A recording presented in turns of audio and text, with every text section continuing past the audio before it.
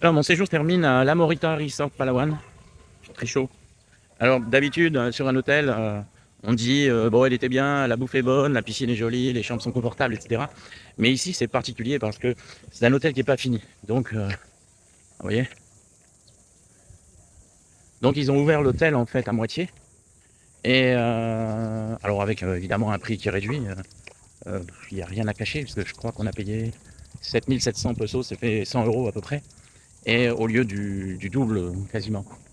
Donc, je vais me mettre à l'ombre parce que j'ai pas la casquette. Et donc, c'est vraiment particulier. Alors, pareil, souvent je commence par la fin, donc je vais commencer par la fin. Euh, si vous devez venir cette année, ne venez pas.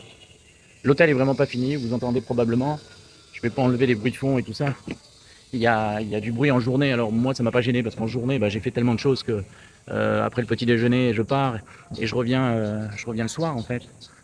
Enfin l'après-midi du moins, mais c'est pas un hôtel où il faut venir en ce moment. Il y a trop encore de travaux.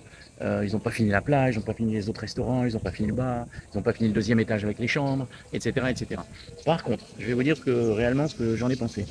Alors, c'est considéré comme un 5 étoiles aux Philippines. Alors, un 5 étoiles aux Philippines, c'est pas un 5 étoiles en France, hein, on est bien d'accord.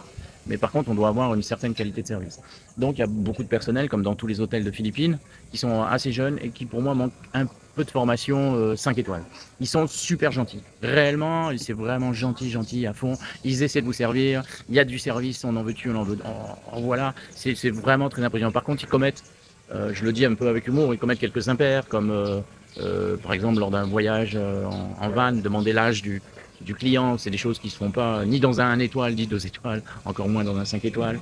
Il vous téléphone en veux-tu, en voilà dans la chambre, pour vous dire ce matin, j'ai même débranché le câble directement parce que ça commençait à me gaver. Alors en plus, ils m'ont appelé à 6h10 ce matin, alors que mon avion est à 15h20, donc vous voyez, l'utilité est minimale. Mais ça, c'est des défauts qui vont être corrigés, je pense, relativement rapidement. C'est pas ça qui fait un bon ou un mauvais hôtel.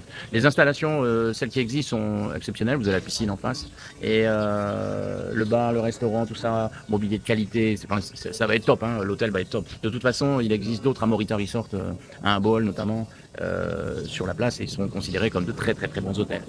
Donc la chambre, parfait, grande, spacieuse, une clim qui ne fait pas de bruit.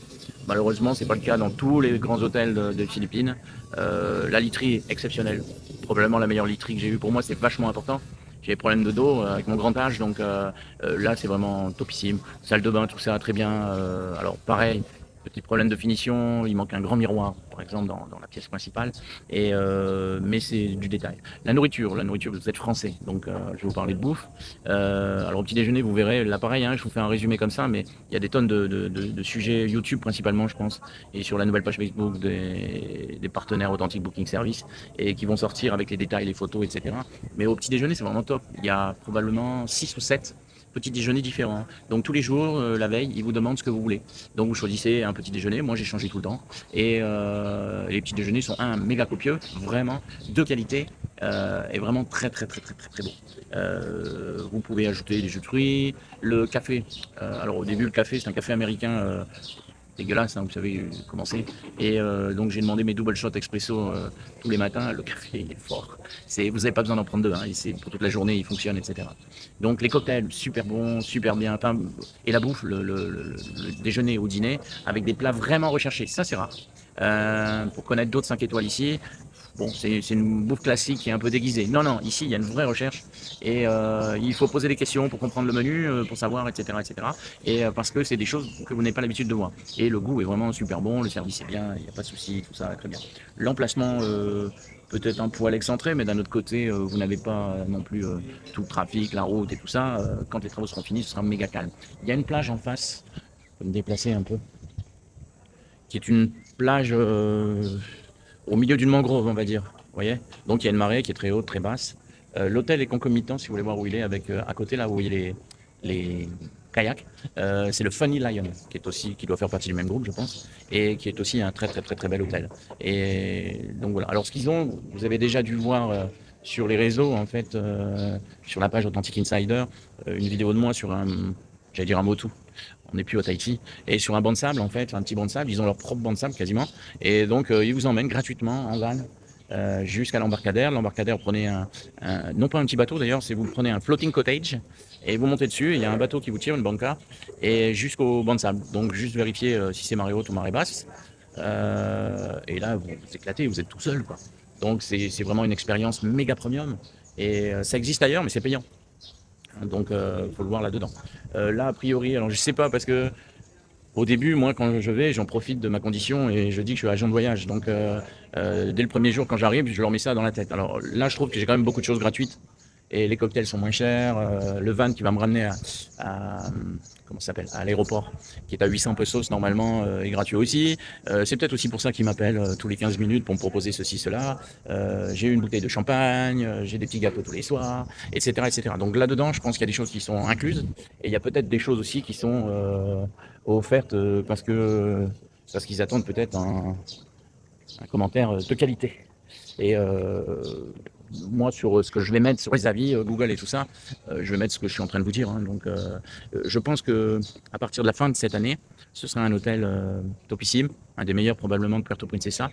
Et ne manquez pas d'ailleurs hein, les commentaires sur Puerto Princesa. C'est vraiment une méga surprise. Moi, je m'attendais pas à ça, hein.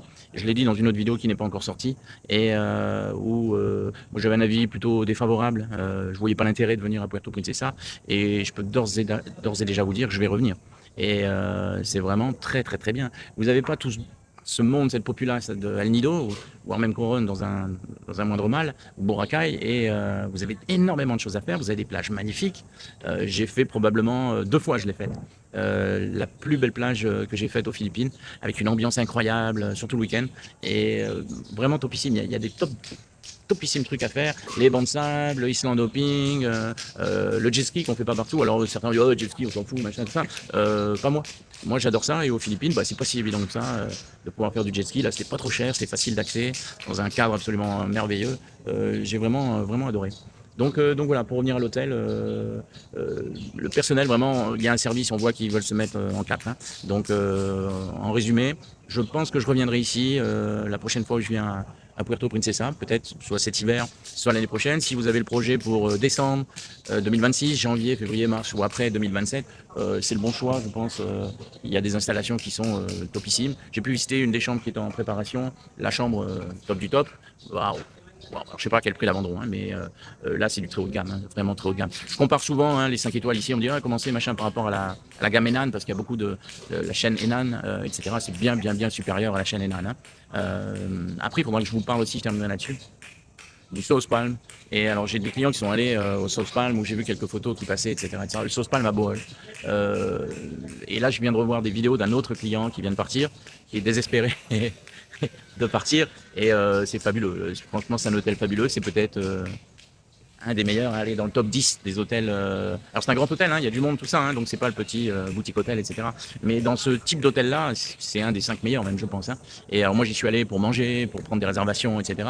Parce que c'est plus pratique. En fait, enfin, c'est moins cher d'aller sur place, comme j'habitais Bohol, d'aller sur place réserver une chambre plutôt que de prendre Agoda, Booking, Expedia et autres, où c'est beaucoup plus cher. Donc là, c'est pareil. Je pense que c'est des services qu'une agence de voyage, comme on va le devenir, puisque je ne vous parle plus de travel planner, vous voyez. Et là aussi, on vous donnera des infos, etc. Et c'est des choses qui sont vraiment intéressantes. Je vais peut-être couper là et je vous dis à bientôt. Et moi, je continue.